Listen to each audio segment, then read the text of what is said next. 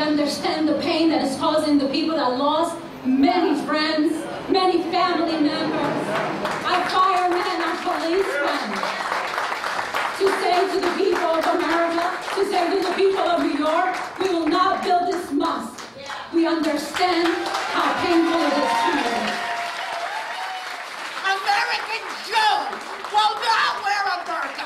I will not wear a burqa. From the further understanding of the sundry cultures and religions that make this city and globe great, allowing a radical sect, tyrannical and absolutist in their means. Build the mosque.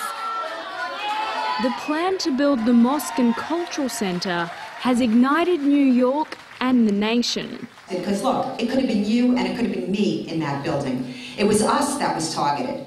The 9/11 families, they took the hit, but it was every single one of us that was targeted. And the majority of Americans are against this project.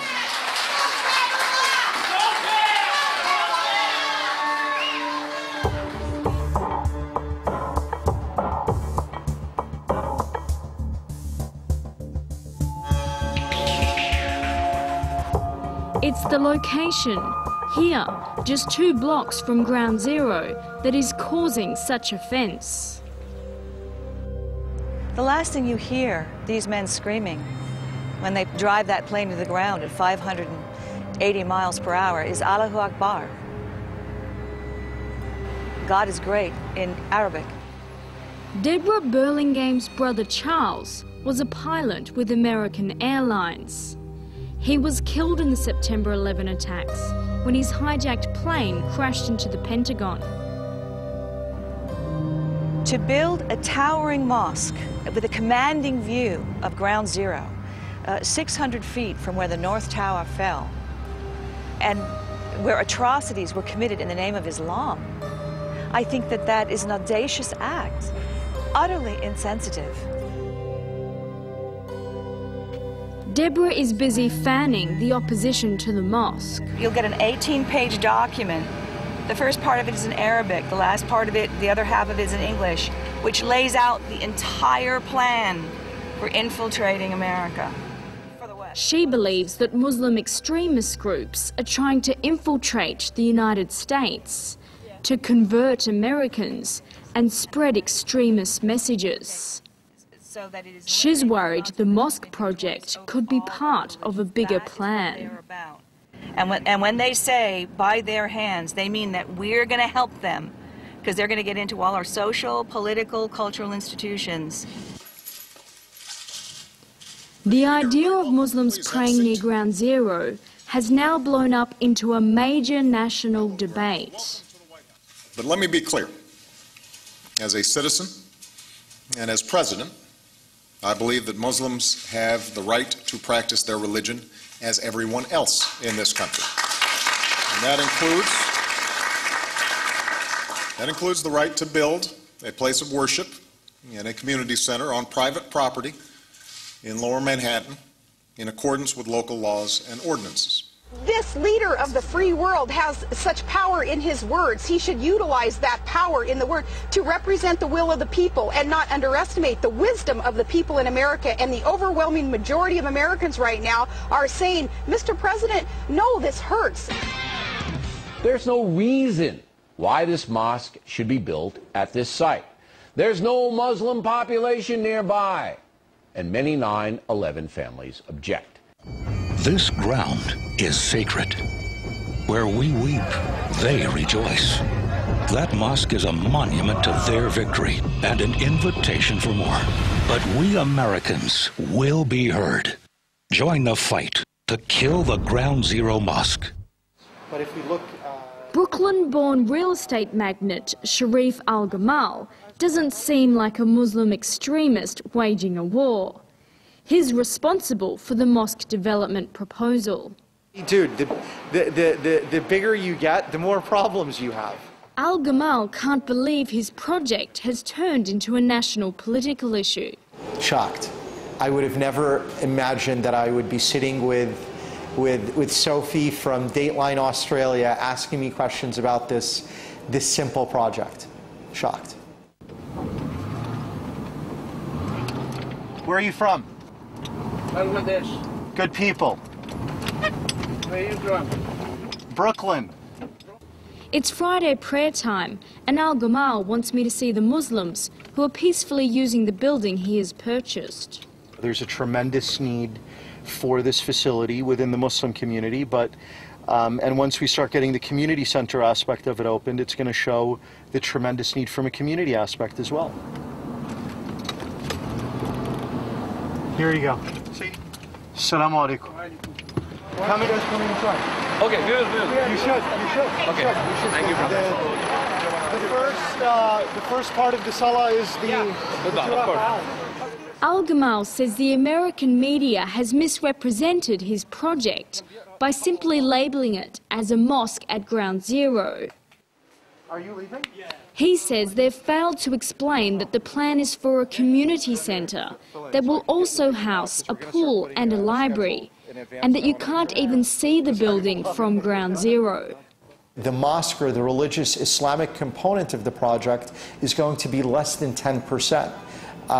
So really, this is a community center that is going to promote tolerance and understanding. All this that you are seeing, all this sitting down with these other people that you've sitting down with, this is a machine of hate and bigotry against Islam. It's nothing more, nothing less.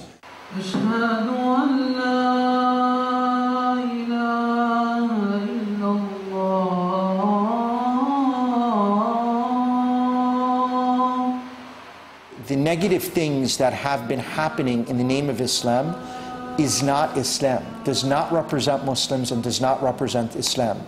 Those are actions and those are ideals that are extremist views and are not and have nothing to do with the religion of Islam.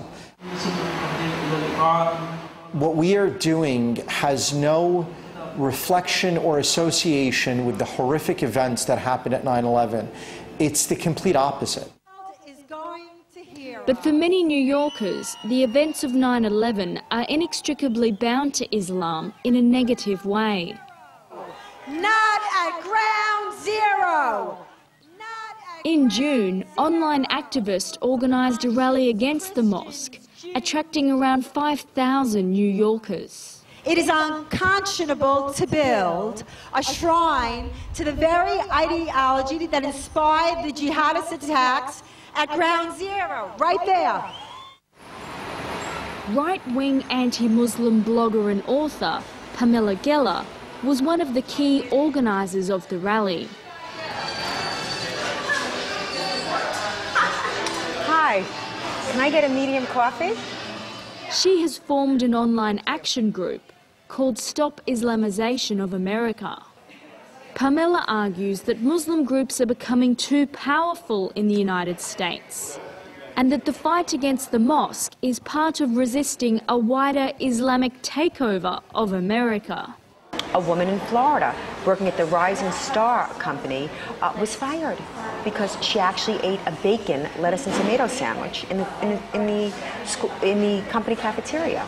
We see Muslim prayer in the public school where a Muslim child wants to pray, so now we're setting aside prayer rooms for Muslim children. The placing of Muslim footbaths at universities and at airports, that's taxpayer dollars. Now, Pamela thinks the mosque project will become a rallying point, inspiring Muslim extremists around the world. This is the crowning triumph to open up a mega mosque looking down at Ground Zero on September 11th. You don't think that's going to fuel religious fervor? You think it's going to quelch it? You're going to think they're going to say, let's all hold hands now and sing around the campfire. No. Listen, the jihad is on the march. Opponents have raised questions over this man, chosen to lead the religious component of the project. A New York-based Islamic scholar called Imam Faisal Abdul Rauf. He will not denounce Hamas. He will not denounce Hezbollah. I have many, many questions about his affiliations.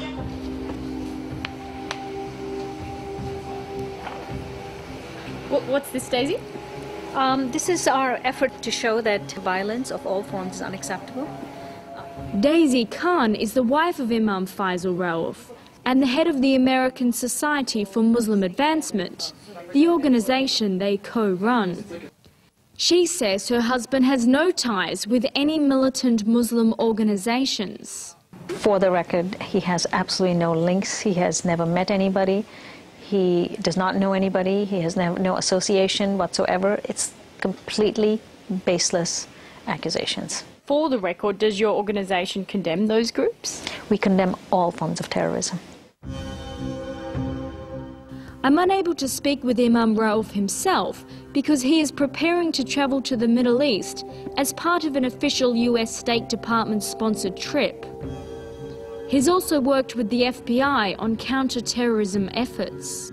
We are frequently sent by the State Department to go tour around various Muslim countries to speak about the merits of America and its constitution and how Muslims live in America. And when people see that record, they dismiss what the opponents are saying.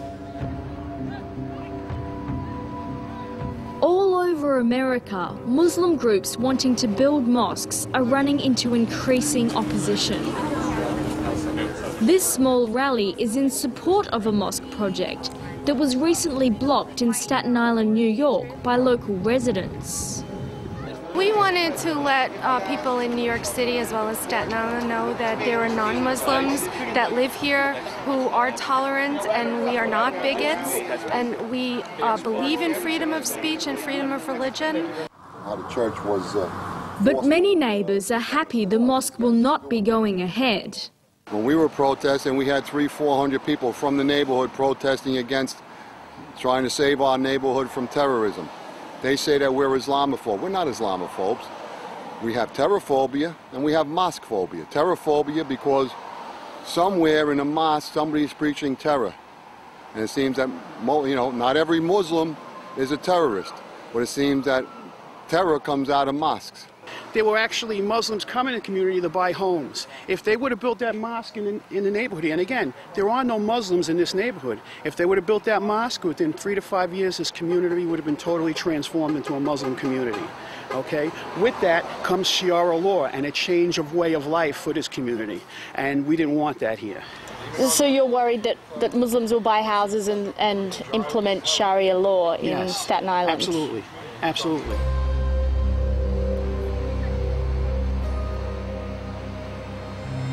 Despite opinion polls showing most New Yorkers are opposed to the project, the Ground Zero Mosque has cleared all the necessary development hurdles and has the support of Mayor Michael Bloomberg.